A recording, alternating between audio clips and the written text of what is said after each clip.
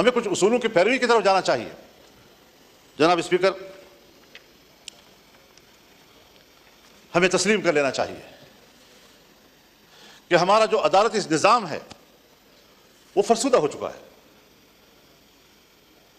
ہمارے عدالتوں کے سامنے جتھے بیٹھے ہوتے ہیں اور وہ فریقین کو اطمینان دلاتے ہیں کہ آپ کا فیصلہ یوں ہوگا اور آپ کا فیصلہ یوں ہوگا۔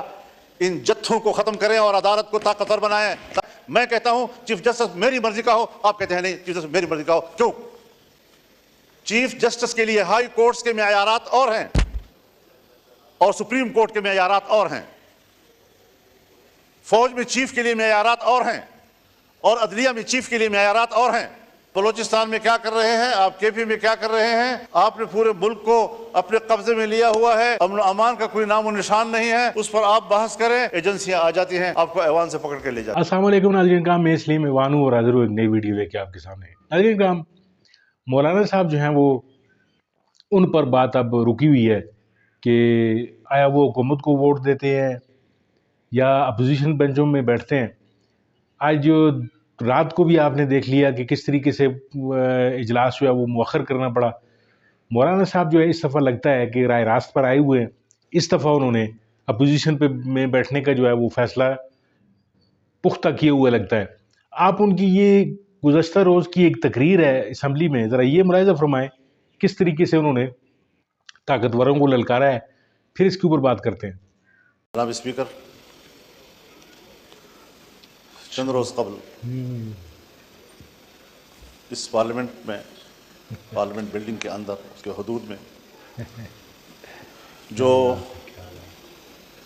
معزز اراکین ایوان کے ساتھ ناخوشگوار واقعہ پیش آیا تھا، میں شدید الفاظ میں اس کی مذمت کرتا ہوں۔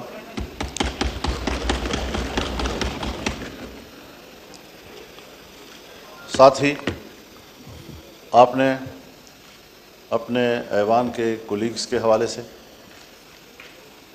جو اقدام کیا ہے اس پر میں آپ کو خراج تحسین پیش کرتا ہوں،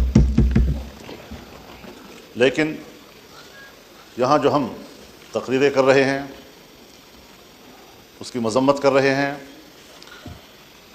یہ صرف اپوزیشن ارکان کے ساتھ نہیں ہوا، بلکہ یہ بذات خود پورے ایوان کے ساتھ ہوا ہے۔ ہر رکن اسمبلی کے ساتھ ایوان کا تقدس وابستہ ہوتا ہے، اور جب اس کی عزت، اس کی آبرو کو بریچ کیا جاتا ہے تو پارلیمنٹ باقاعدہ اس پر ایک کمیٹی بناتی ہے، اس کمیٹی میں معاملات جاتے ہیں، اس کو سنجیدگی سے لیا جاتا ہے۔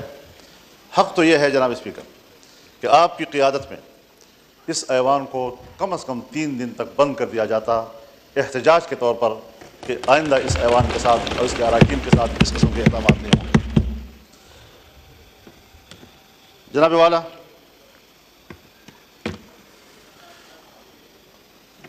فروری سے لے کر آج تک اس ایوان میں ہم ابھی تک اس صورتحال سے باہر نہیں نکلے جب ایک رکن اسمبلی اپنی ذات اور اپنی ذات کی دفاع تک محدود کر دیا جاتا ہے تو پھر وہ ملک اور قوم کے لیے کوئی کردار ادا نہیں کر سکتا۔ میں پہلے بھی عرض کر چکا ہوں کہ ہمیں کچھ وقت پبلک کے لیے بھی دینا چاہیے۔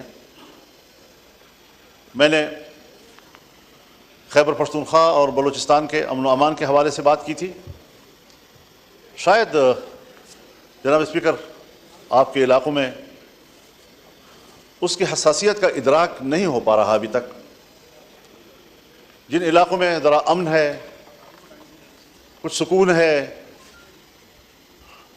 وہ اس کا ادراک نہیں کر پا رہے کہ جو صورتحال آج خیبر پختونخوا میں ہے یا بلوچستان میں ہے۔ اللہ تعالیٰ اس ملک کو سلامت رکھے، ہمیں اس وطن کی سلامتی، اس کی وحدت اور اس کی یکجہتی عزیز ہے۔ یہ ہمارا گھر ہے، اور اگر کوئی ہمارے گھر کو اجاڑتا ہے تو ضرور ہم نے اپنے گھر کی حفاظت کے لیے کردار ادا کرنا ہے۔ جس وقت میں اس سے قبل یہاں گفتگو کر رہا تھا، ایک ہفتہ پہلے، آج وہاں کی صورتحال مختلف ہو گئی ہے.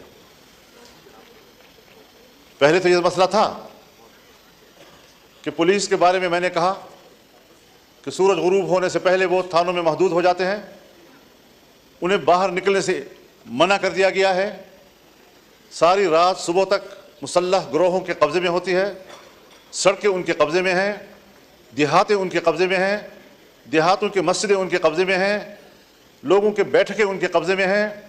اور اس صورتحال میں آپ مجھے بتائیں کہ پھر ریاست کی رٹ کہاں ہے, فوج کہاں ہے, ریاست کی دفاع کی قوت کدھر ہے؟ کیا اس کا فرض صرف اس اسلام آباد تک محدود ہے کہ وہ اپنے مخالفین پر دعویٰ بول دیں اور کہیں کہ ہم ریاست کا تحفظ کر رہے ہیں؟ کیا عوام کی کوئی حقوق نہیں ہے؟ آج وہاں پر پولیس نے دھرنے دیے ہوئے ہیں, لکی مروت سے دھرنا شروع ہوا ہے اور اب یہ ڈیرہ اسماعیل خان میں بھی بڑھ رہا ہے, صورتحال وہاں بھی پھیل رہی ہے, باجوڑ میں بھی چلا گیا ہے, بنو میں بھی چلا گیا ہے, اور مختلف اضلاع میں اگر پولیس نے دھرنا دے دیا, بائیکاٹ کر دیا, اپنے فرض کے انجام دہی سے پیچھے ہٹ گئے, آپ مجھے بتائیں کہ کیا صورتحال ہوگی؟ ہماری نہ سنی جائے, کم از کم اپنے ریاستی ادارے پولیس کی تو سنی جائے. کہاں ہم کھڑے ہیں؟ کیوں اس چیز کا احساس نہیں ہو رہا ہمارے لیے؟ ہم لگے ہوئے ہیں کہ صاحب ہمارے ہاں آئینی ترامیم کی جائیں, ہمارے ہاں ادارے اور اداروں کے بڑے وہ اپنے ایکسٹینشن کے لیے فکر مند ہیں, اپنے اداروں کی اصلاح اور تقویت کے لیے فکر مند نہیں ہیں. ایکسٹینشن کا عمل اگر فوج کے اندر ہے تب بھی غلط ہے, اگر عدلیہ کے اندر ہے تب بھی غلط ہے, اگر سول بیوروکریسی کے اندر ہے تب بھی غلط ہے. یہ تو کل پارلیمنٹ بھی مطالبہ کر سکتا ہے کہ 5 سال کے بعد ہمیں بھی 5 سال کی ایکسٹینشن دی جائے. ہو سکتا ہے. اگر کورٹ کو حق حاصل ہے, اگر فوج کو حق حاصل ہے, اگر بیوروکریسی کا حق حاصل ہے, پارلیمنٹ تو سپریم ہے, اس کو بدرجہ اولا حق حاصل ہوگا. یہ روایتیں حضرت کوئی اچھی روایات نہیں ہیں, اور میں برملا اس بات کا اظہار کرنا چاہتا ہوں کہ اس حوالے سے ہماری پوزیشن بالکل واضح ہے. ہم اپوزیشن ہیں, اس پر اپوزیشن کا کردار ادا کریں گے, اور کبھی ہم اس ملک کے اندر ایک غلط روایت کی بنیاد نہیں ڈالنے دیں گے.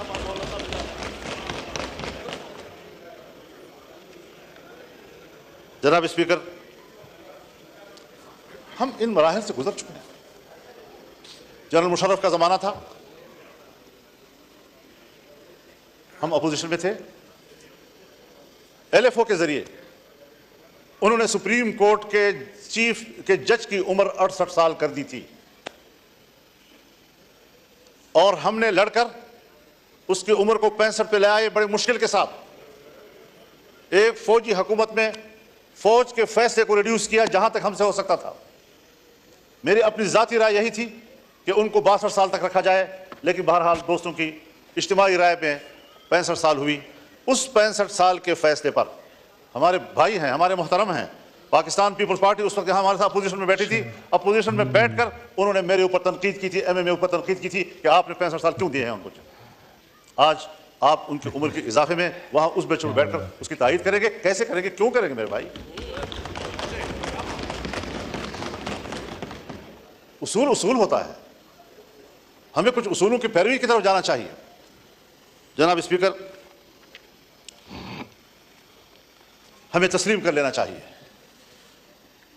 کہ ہمارا جو عدالتی نظام ہے وہ فرسودہ ہو چکا ہے. ہمارے عدالتوں کے سامنے جتھے بیٹھے ہوتے ہیں اور وہ فریقین کو اطمینان دلاتے ہیں کہ آپ کا فیصلہ یوں ہوگا اور آپ کا فیصلہ یوں ہوگا. ان جتھوں کو ختم کریں. جی ناظرین کرام, آپ نے ویڈیو ملاحظہ فرمائی, ویڈیو میں مولانا صاحب نے جو ہے وہ ببانگ دہل یہ بات بتا دی ہے, اور انہوں نے جرنیلوں کا اور اسٹیبلشمنٹ کا جو کردار ہے اس ملک کی تنزلی میں یا اس ملک کی سیاست میں جس طریقے سے انہوں نے مداخلت شروع کی ہوئی ہے, ججوں کا, جرنیلوں کا, یعنی اپنی مرضی کے فیصلے جو ہیں وہ جرنیل جو ہیں جہاں جب چاہتے ہیں ججوں سے لے لیتے ہیں, جب چاہتے ہیں وہ کرائے کے جو سیاستدان ہیں ان کے کندھوں پہ رکھ کر بندوق چلاتے ہیں, چاہے وہ کوئی بھی حکومت آئے اس میں جو ہے وہ جرنیلوں کے لوگ شامل ہوتے ہیں. اور جو پشت پرائی جو ہوتی ہے جرنیلوں کی, وہ پیچھے موجود ہوتی ہے اور سامنے ان کے جو ہے وہ کٹھ پتلی لوگ آئے ہوئے ہوتے ہیں۔ تو یہ چیزیں جو ہیں اب کب تک یہ چلیں گی؟ مولانا صاحب نے جو عندیہ دے دیا ہے وہ اس میں لگتا یہ ہے اس دفعہ کہ شاید مولانا صاحب جو ہے وہ اب اصولی سیاست کی طرف لوٹنے جا رہے ہیں۔ اور پہلے تو یہ ہوتا تھا کہ مولانا صاحب جو ہے وہ ہر حکومت میں حکومت کے ساتھ ہوتے تھے، اپوزیشن میں بہت کم بیٹھے ہیں۔ تو اس دفعہ اب انہوں نے جو فیصلے کرنے شروع کیے ہیں، اور یہ عوامی جو دباؤ ہے ناظرین کرام، یہ وہ دباؤ ہے جو مولانا صاحب سے یہ فیصلے کروا رہا ہے۔ پی ٹی آئی کے ساتھ جس طریقے سے جو سلوک ہوا، آپ نے سنا جس طرح ویڈیو میں، انہوں نے اس کی بھی مذمت کی۔ اور دوسرا جو سیاستدان ہے، اب طریقہ اصولی یہی ہے کہ سیاستدان ہی اس ملک کو بچا سکتے ہیں۔ جنرلوں اور ججوں نے بہت اپنا زور لگا لیا، وہ اس ملک کو تنزلی کے گڑھے میں ہی لے کر گیا۔ ناظرین کا بہت بہت شکریہ ویڈیو دیکھنے کے لیے۔ امید ہے آپ کو ویڈیو اچھی لگی ہوگی۔ اس کو میرے چینل کو سبسکرائب کریں، ویڈیو کو لائک کریں۔ ملتے ہیں آپ کے ساتھ کسی اور موضوع، کسی اور ویڈیو میں، تب تک کے لیے اللہ حافظ۔